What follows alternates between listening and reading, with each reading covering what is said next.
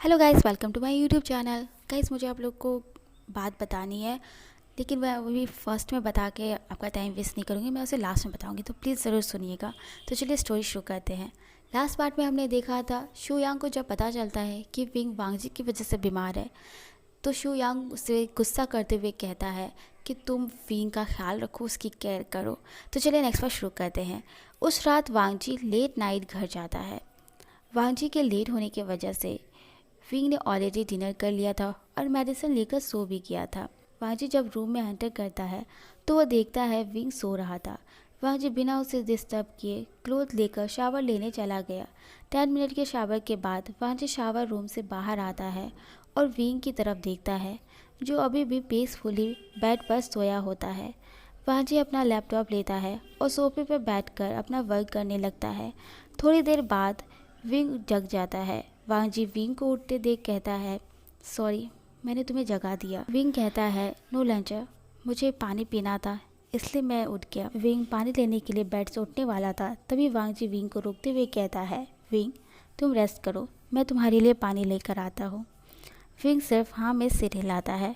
वांगजी kitchen में जाता है और विंग के लिए वार्म वाटर लेकर आता है। वांगजी जब पानी देता है तब विंग का हाथ वांगजी के हाथ से टच होता है। वांगजी विंग के हाथों की हॉटनेस फील कर रहा था।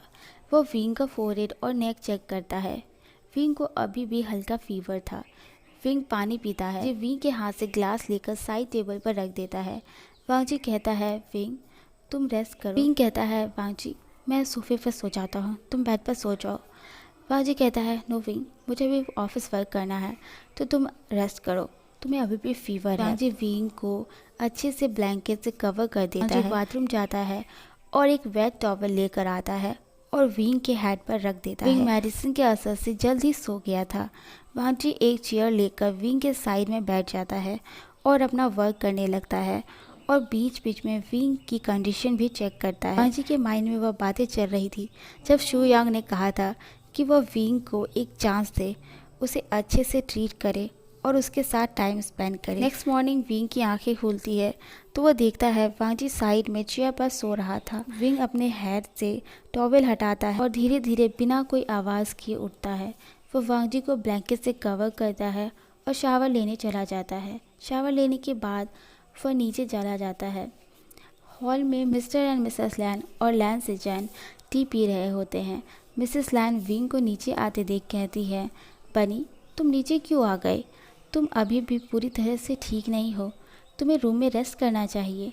विंग पावर बनाते हुए कहता है, मैं रूम में रहकर बोर हो गया हूँ, मैं अब ठीक हूँ और आप लोगों के साथ रहूँगा तो मैं पूरी तरह से ठीक हो जाऊँगा। मिसेस लैन विंग का फेस टच करके कहती है, ओके बनी, वांगजी कहाँ है? विंग कहता है, मॉम रात को मुझे फीवर आ गया था और लैंजा पूरी रात मेरा ख्याल रख रहा था, इसलिए वह अभी सो रहा है। मिसेस लैन यह सुनकर बहुत खुश थी कि फाइनली वांगजी विंग के प्रति काइंड हो रहा था। मिसेस लैन कहती है, ओके विंग, वांगजी को सोने दो, चलो हम ब्रेकफास्ट कर लेते हैं। सभी डाइनिंग रूम में चले जाते हैं। थोड़ी देर बाद वांगजी भी रेडी होकर नीचे आता है और विंग के साइड चेयर पर बैठ जाता है। श्यामा सबको ब्रेकफास्ट सर्व करती हैं। ब्रेकफास्ट के बाद विंग को मेडिसिन लेना था। मेडिसिन का नाम सुनते ही विंग अपनी सीट से उठता है और कहता है, मॉम मैं अपने रूम में मेडिसिन ले लूँगा और रेस्ट भी कर लूँगा। विंग अपने रूम में जाने लगता है। तभी वांगजी विंग को रोकता है और श्यामा से कहता है, श्यामा आप जाइए और रूम से विंग के मेडिसिन ले आइए। विंग कहता है, लेंजा तुम श्यामा को क्यों परेशान कर रहे हो, मैं खुद जाकर ले लूँगा। वांगजी अपने सीट से उठता है और विंग के क्लोज जाते हुए कहता है, मैं श्यामा को लेने के लिए इसलिए कह रहा हूँ क्योंकि मुझे पता है तुम रूम में जाकर मेडिसिन नहीं खाओगे क्योंकि तुम्हें मेडिसिन पसंद नहीं। विंग क्यूट सा फेस बनाते हुए कहता है, लंजा मैं ठीक हो गया हूँ, अब मुझे मेडिसिन की ज़रूरत नहीं है। वांगजी अपने आर्म्स क्रॉस करते हुए कहता है, ओह रियली, ये डॉक्टर डिसाइड करेंगे, तुम नहीं। श्यामा मेडिसिन लेकर आती है और विंग को मेडिसिन खानी पड़ती है। विंग मेडिसिन खाने के बाद वियर्ड फेस बनाने लगता है। वांगजी किचन में जाता है और केक का एक पीस लेकर आता है और विंग के सामने रख देता है। विंग अपने सामने केक देखकर वांगजी की तरफ कंफ्यूज होकर देखता है। वांगजी विंग को उसकी तरफ देखते हुए देखकर विंग से अपनी नज़रें चुराते हुए कहता है, यह केक मुझे कल शोयंग ने तुम्हारे लिए दिया था, लेकिन मुझे लेट हो गया था, इसलिए मैं तुम्हें नहीं दे पाया।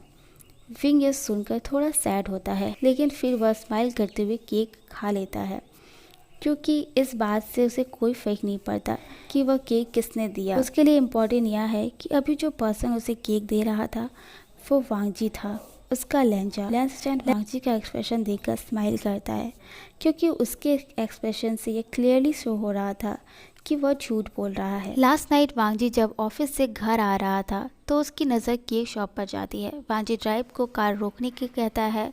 वांगजी केक शॉप पर जाता है। वांगजी केक देखकर उस दिन के बारे में सोचता है जब लैंसचैन विंग के लिए केक लेकर आया था, और वह केक देखकर विंग के फेस पर जो जॉयफुल एक्सप्रेशन थे वह वही सेम एक्सप्रेशन उसकी वजह से विंग के फेस पर देखना चाहता था। वांगजी विंग का फेवरेट केक खरीद लेता है। वह लैंड मैंशन पहुंचता है और सीधे अपने रूम में चला जाता है। रूम में एंटर करते ही वांगजी का एक्साइटमेंट डिसअपॉइंटमेंट में बदल जाता है, क्योंकि विंग ऑलरेडी सो चुका था। केक देखकर विंग का एक्सप्रेशन वह देखना चाहता था। वांगजी खुद से कहता है, मैं डिसअपॉइंट क्यों हो रहा हूँ, केक तो विंग को पसंद है, अगर वो नहीं खा पाया तो उसमें उसका लॉस है, मुझे क्या। वांगजी किचन में जाता है और फ्रिज में केक रख देता है। वांगजी सिचैन को उसकी तरफ मुस्कुराते देख खांसते हुए कहता है, मैं ऑफिस जा रहा हूँ, बाय। वह विंग की तरफ देखकर कहता है, बाय विंग। विंग जो केक खाने में बिजी था वह विंग की बात सुनकर सरप्राइज रह जाता है। विंग और वांगजी के वेडिंग को 5 मंथ्स हो चुके थे। इन 5 मंथ्स में वांगजी ने ऑफिस जाने से पहले कभी भी विंग को बाय नहीं कहा था। अगर विंग कहता भी तो भी वांगजी उसे बिना कोई आंसर दिए वहाँ से चला जाता था। लेकिन आज फर्स्ट टाइम वांगजी ने सामने से विंग को बाय कहा था। विंग वांगजी को बाय में रिप्लाई देता है। वांगजी ऑफिस के लिए निकल जाता है। दिन बीते जा रहे थे और विंग भी बिल्कुल ठीक हो गया था।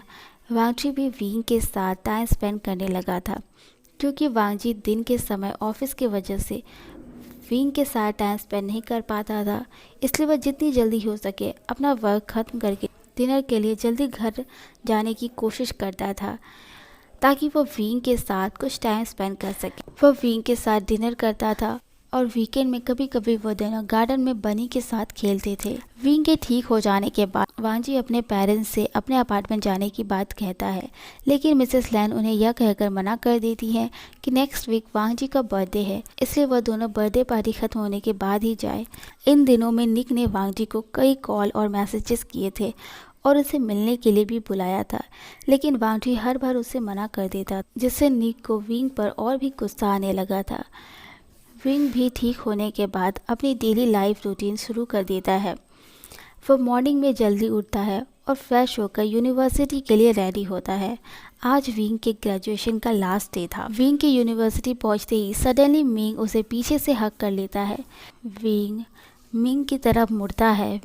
मिंग रोते हुए कहता है, विंग फाइनली तुम आ गए, हमने तुम्हें बहुत मिस किया और आज के बाद हम हमेशा की तरह डेली नहीं मिल सकते, सब अपने वर्क में बिजी हो जाएंगे, मैं तुम लोगों को सच में बहुत मिस करूँगा।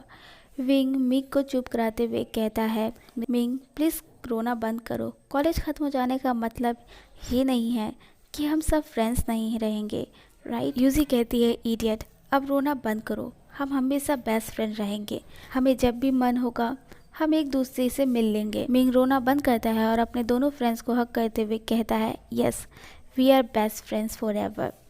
ग्रेजुएशन सेरेमनी खत्म होने के बाद सभी स्टूडेंट के पेरेंट्स क्लोज फ्रेंड्स साथ में पिक्चर्स लेते हैं और अपने यूनिवर्सिटी के लास्ट डे को एंजॉय करते हैं।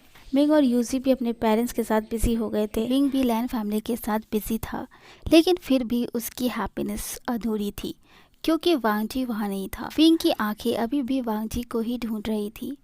वह उम्मीद कर रहा था कि शायद वांगजी उसे कॉन्ग्रेचुलेट करने आ जाए। सिचैन विंग को डिस्ट्रैक्ट देखकर उसके पास जाता है और कॉन्ग्रेचुलेट करता है। विंग उसे थैंक यू कहता है, लेकिन उसका ध्यान अभी भी एंट्रेंस पर था।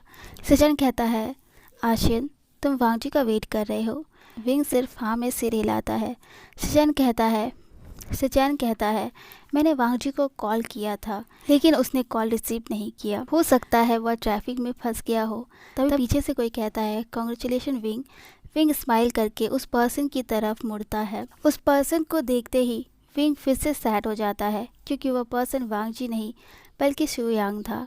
शू यांग कहता है, क्या हुआ आशियन, क्या तुम अपने यांग गगा को देखकर खुश नहीं हो? विंग कहता है, नो गगा, थैंक यू आने के लिए। शू यांग विंग का सैड फेस देखकर शचैन की तरफ इशारा करके पूछता है। शचैन कहता है, शू यांग, वांग जी तुम्हारे साथ नहीं आया? शू यांग कंफ्यूज होकर कहता है, नो शचैन ब्रदर, वांग जी मेरे साथ नहीं आया है, मुझे ऑफिस में काम था इसलिए वांग जी पहले ही निकल गया था। क्यों, क्या वह अब तक नहीं आया है? शचैन कहता है, नहीं, और वह कॉल भी रिसीव नहीं कर रहा है। शू यांग गुस्से में कहता है, अगर आज वांग जी नहीं आया और उसकी वजह से मेरा आशियन सैड हुआ तो मैं यह भूल जाऊंगा कि वो मेरा बॉस है और उसे एक पंच दे दूंगा। तभी पीछे से वांग जी कहता है, इसकी कोई ज़रूरत नहीं है शू यांग, क्योंकि मैं आ चुका हूँ। शू यांग पूछता है, तुम मुझसे पहले ऑफिस से निकले थे, फिर तुम लेट कैसे हो गए? वांग जी शू यांग को इग्नोर करता है और सीधे विंग के पास चला जाता है। वांग जी विंग से कहता है, सॉरी विंग, मैं तुम्हारे लिए फ्लावर बुके लेने गया था इसलिए लेट हो गया है। वांग जी विंग को रेड रोजेस का बुके देते हुए कॉन्ग्रेचुलेट करता है। विंग बुके लेकर थैंक यू कहता है। विंग आज दिल से खुश था। उसकी फैमिली के साथ साथ उसका लहंजा भी आज के दिन उसके साथ था। वह लोग साथ में एक फैमिली पिक्चर्स लेते हैं। विंग को उसके पेरेंट्स का कॉल आता है क्योंकि उसके पेरेंट्स बिजनेस ट्रिप के लिए बाहर गए थे, इसलिए वह विंग के ग्रेजुएशन सेरेमनी में नहीं आए थे। विंग अपने पेरेंट्स से बात करने के बाद लैन फैमिली के पास वापस जा ही रहा था, तभी वैनिंग विंग के पास आता है और उसे कॉन्ग्रेचुलेट करता है। वैनिंग के घर के इंसिडेंट के बाद विंग और वैनिंग आज पहली बार मिल रहे थे।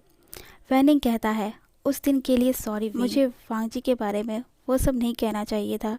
विंग कहता है, कोई बात नहीं सीनियर वैन, उस दिन मेरी भी गलती थी, मैं भी ओवर हो गया था, आप तो बस मेरे लिए वरीड हो रहे थे, आई एम सॉरी।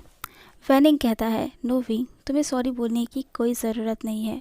विंग कहता है, सीनियर वैन, मुझे आपकी एक हेल्प चाहिए। वैनिंग कहता है, हेल्प, किस चीज़ की हेल्प?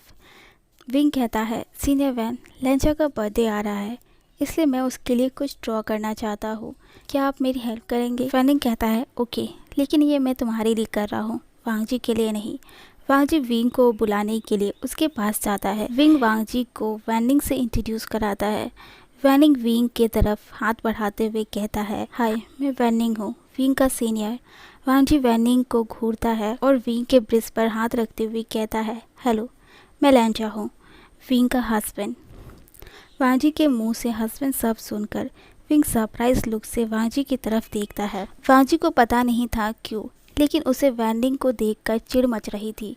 उसे वैनिंग को देखकर जेलस फील हो रहा था। विंग वांग जी की केयर और अटेंशन पाकर बहुत खुश था।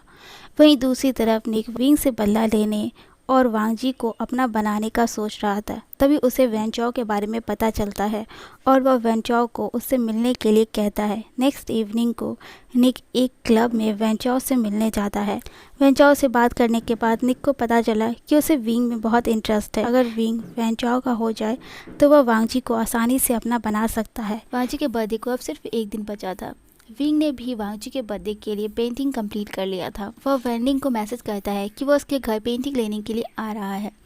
विंग वैनिंग को मैसेज करके शावर लेने के लिए चला जाता है।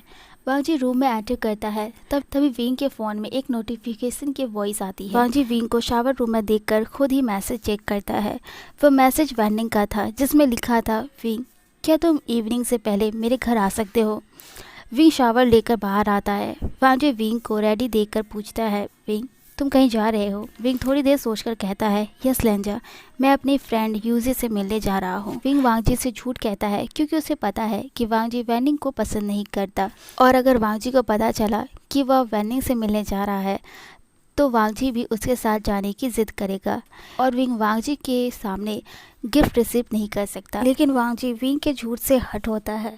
उसे समझ में नहीं आ रहा था कि विंग को उससे झूठ बोलने की क्या ज़रूरत थी। ओके गाइस, आज का पार्ट बस इतना ही। और मैं जो आप लोगों को बात बताने वाली थी ना, वो ये है कि ये स्टोरी ना मैंने खुद लिखी है और अभी मेरी लाइफ में बहुत से आप पे चल रहे हैं, जिस वजह से मेरा माइंड बहुत ज़्यादा डिस्टर्ब रह रहा है, तो मैं स्टोरी लिख नहीं पा रही हूँ। मैं स्टोरी को कंटिन्यू रखूँगी, लेकिन मुझे लिखने के लिए थोड़ा टाइम चाहिए। आई होप आप लोग मेरे सिचुएशन को समझेंगे। अगर आपको ये पार्ट अच्छा लगा तो लाइक कीजिए, कमेंट कीजिए, सब्सक्राइब कीजिए। Bye, thank you so much.